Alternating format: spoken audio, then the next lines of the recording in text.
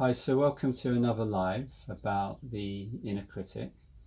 This is part of a series of lives, and they're all about getting to know this process of self-shaming that happens in almost all of us, so that we can become more aware of it and more free of it. So if you're enjoying these lives, please do share them and click the button to follow my page. And today I'm going to be giving a little bit of a summary of what we've been doing and also talking a bit about the journey of becoming free from this way that we shame ourselves. So if you haven't seen the other lives, probably good to watch them first, because I'll be making reference to other bits. Might not make sense. So let's start from the start, the origins. And we've already kind of inquired into this, and at the start we needed our critic. Our critic needed to be there to shape us into the way that we got love from our parents, our caregivers, from society in general. But as we grow up, we're kind of able to make our own choices, and this unconscious mechanism is very limiting. It limits the amount of our natural life force that we can connect with. So as we saw before, the critic kind of goes hand in hand with shadow work. So if the critic is strong, a lot of our energy gets pushed away. So the critic might be trying to push away anger or sexuality or something like that into our shadow. But with that pushing away of those energies that it doesn't want, our power and our confidence can be lost. So part of the process of working with the critic is about bringing these energies out so we can engage with them in a way that is actually aligned with who we are as adults. And as we talk about bringing these instinctual energies out of shadow, it's like that can sound pretty scary. And there can be a fear that without the critic, we might regress to being animals. But who you really are, is much more than just an animal. Who you really are is much more than the idea of who you think you should be. And we know that one doesn't really work, right? Because if we're trying to mold ourselves into who we think we should be and keep all other aspects of us hidden, that may work 90% of the time, but then what we're trying to hide is going to slip out. And that's often what drives our reactive behavior and outbursts or addictive patterns acting out. So this process of becoming free of the critic, as we do that, it's actually about coming back to who we really are right now, beyond the ideas of who we think we should be. And this can be tough because often we're caught up in the imagining of who we want to shape ourselves into being. So for example, for me, there was a time where I was very identified with being someone very gentle and kind and loving. And I'd done a lot of meditation, so I had the idea that I was someone who was very present, very aware and mindful. And so there was part of my personality that didn't like it very much when I started to see different aspects within me. As it happens, as we become more aware, we see that. Oh God, I'm like that. I've got that within me. That that anger that I've been trying to hide away and pretend doesn't exist is actually mine. It's actually there. And so there's a level of humility in admitting that as we move into freedom from the critic. And that humility, it's a little bit like, when you're in an argument with someone or you're having a reaction to someone and it's completely obvious that you're totally in reaction, but there's part of you that's holding on, that won't admit that you're in a reaction.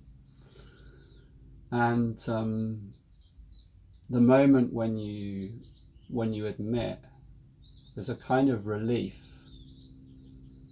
and it can feel humiliating to the ego. So when you say, "Oh God, I was really triggered right then, and I was just in a reaction," it's like something in our body kind of relaxes in that moment of humility. But it can feel like, oh God, it like really uncomfortable for our personality to admit admit that that's there. And this, of course, is very tied up with the critic. The feeling of humiliation that might be there is just exactly because there is a part within us that doesn't allow us to be in reactions.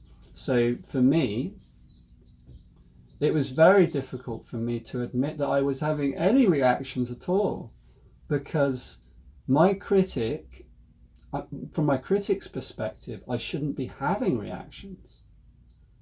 So that made it very difficult to be in relationship with people, because of course I'm going to have reactions. And if you can't admit that, then it's a very difficult road to walk. So becoming free of the critic is about coming back to just how we are right now in this moment, with all of our wounds and holes and imperfections and humanness, without having to be more. So it's about kind of coming back to zero, which can be kind of hard to swallow, because we've usually actually got ideas, particularly if we're on a spiritual path, that we're much further on than we actually are. And there's a kind of shame, and always has within it, on the kind of other side, some pride. It's like they're the two sides of a coin. So when there's this process of shaming going on inside us, when we're feeling shame, and there's actually an unconscious critic who's attacking ourselves, within that process there's actually pride as well, within the critic's idea of who we should be, within those values that we probably carried from a young age. There's a kind of pride that's being held in trying to be something more than we are. And that's usually really unconscious, like usually not seen. But as this process kind of softens and loosens, then we can move into a place where we can just more kind of be ourselves, without having to be more than we actually are. And we start to see, like, oh God, I'm more like my parents than I thought I was. And all of the things that we're judging around us, yeah, that's actually within me as well. Like the things that I struggle with, that actually within my psyche somewhere, that is there. And for sure that can feel uncomfortable. So I think I mentioned this in another live, that my experience of the process of moving away from self-criticism is there are levels of discomfort, and part of that is starting to see our imperfections. It's like, oh God, I have got so many holes in me. I react like so much. But that level of humility, that's what actually allows freedom. It's like allowing us to be, to work from the ground of where we actually are, and then we can put down roots and grow.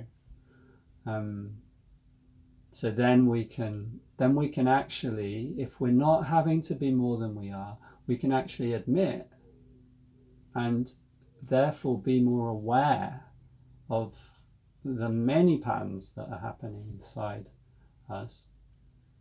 And more than that, we can also start to be more compassionate with ourselves. So then we can start to nourish these parts that really need nourishment.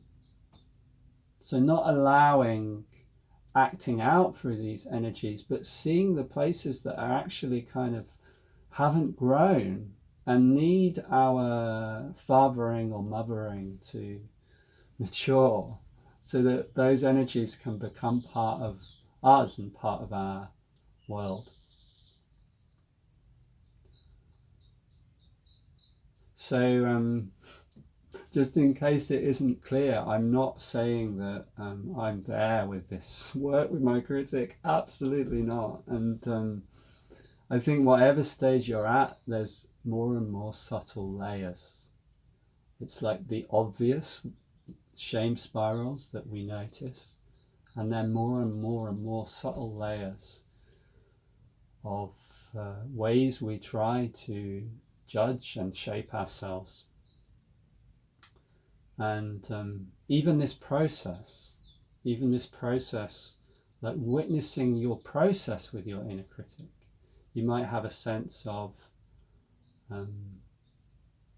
like sometimes it goes really well and there's a real awareness, and then other days you're back into patterns and it goes really badly. But from his perspective, it's like the critic is there, like watching. The critic's always watching and judging, even our process with our own critic.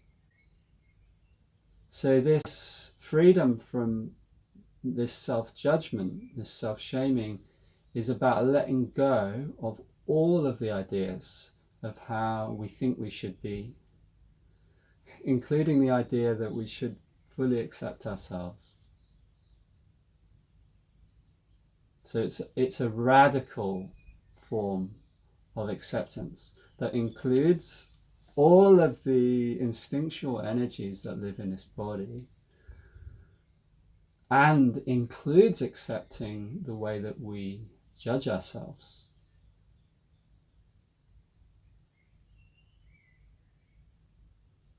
So I want to leave you with an inquiry to kind of take away, and you might want to journal or just sit or go for a walk and consider it. And the inquiry is, how might it be if I was free of my self-shaming, free of my inner critic? And different things may come up. So it may be that you notice there's fears. Well, if I was free of my critic, I might act out or do something quite outrageous. So notice the fears. And there may be things that are more appealing, like maybe I'd be more confident or have more fun or do what I want to do in my life. So include both. How might it be if I were free of my inner critic, free of my self-shaming? So, one more thing that I wanted to share before finishing is just my experience of this process is it's like you can't really decide on like a mind level, right? I am gonna, I can see that this holds me back, I'm gonna get it sorted. You can probably kind of feel, even within the energy of that, there's a kind of bulldozing of ourselves, which is the critic. So it's more, this process in my experience, it's more a kind of witnessing and noticing when we're engaged and disengaging, but without trying to force the dynamic to change. and actually hanging out there and seeing like the craziness of the way that we treat ourselves, and feeling all the feelings that we feel around that. So particularly there might be frustration, like witnessing, oh God, and like carrying these judgments and values that come from my childhood, and they're not even anything to do with me. Feeling the frustration that lives under there is actually really helpful, because that energy is part of what allows the pattern to dissolve. And the pattern only really dissolves when we see the craziness of it and feel the pain of it. And then well, in my experience, it gradually begins to soften. And we get to be a bit more kind with ourselves, which is just, it's so lovely. Such a more free way to be in the world.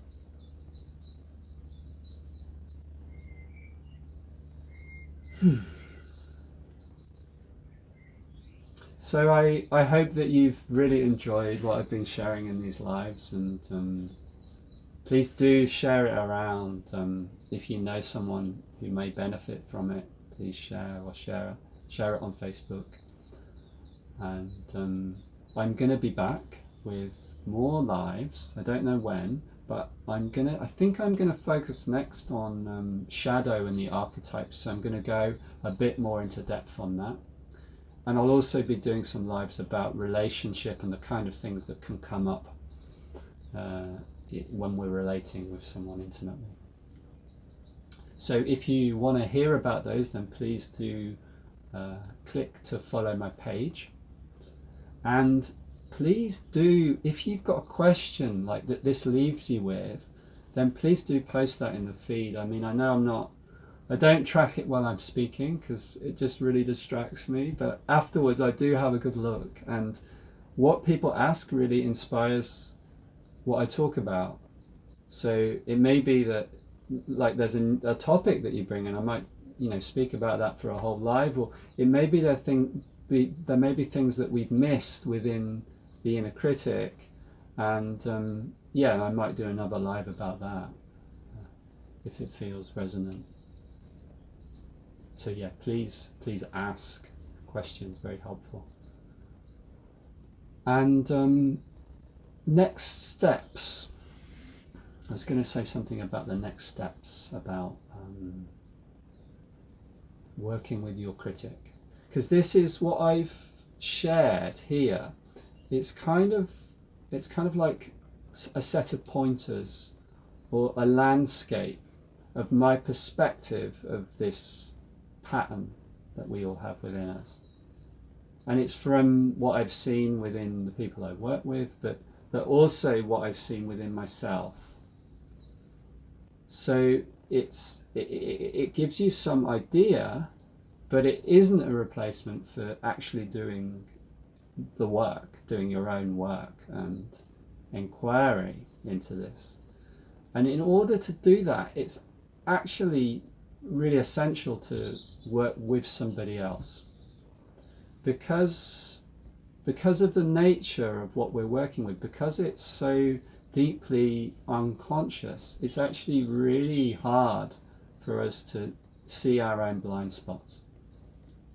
So it can be helpful to work with a coach who can help you to spot the actual way your individual patterns happen, and find the resources within you, kind of strength and centering within you, to hold the patterns so that they can transform, and you can integrate those energies in alignment with who you actually are. And that's a lot of what I do in my one-on-one coaching work. And the other thing that is really useful, a useful way to work with this, is within a group setting, and particularly for shame.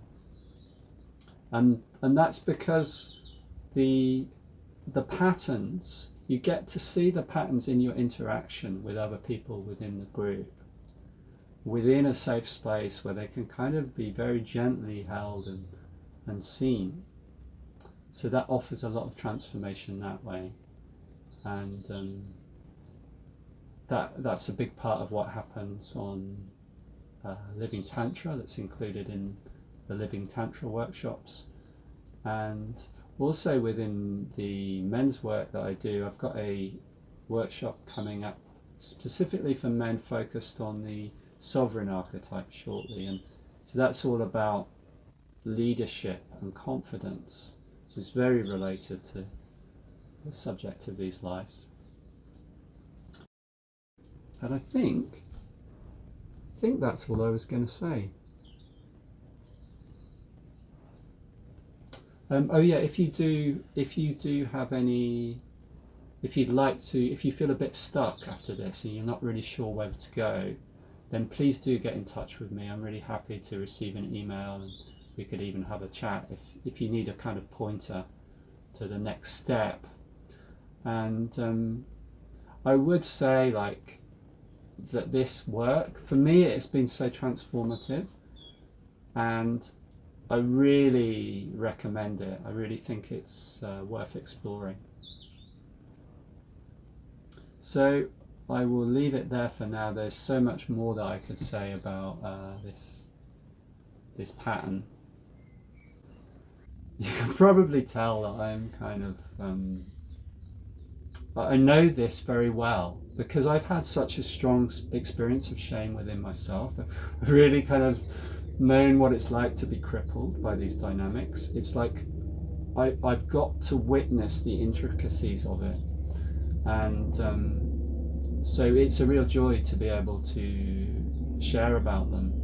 And yeah, there's so much more that I could say. I mean, literally, I could talk all day about these processes. So I think that's all I've got to share for now. And yeah, I hope it's been enjoyable and useful, and please do share it with people you know who you think it might be useful for.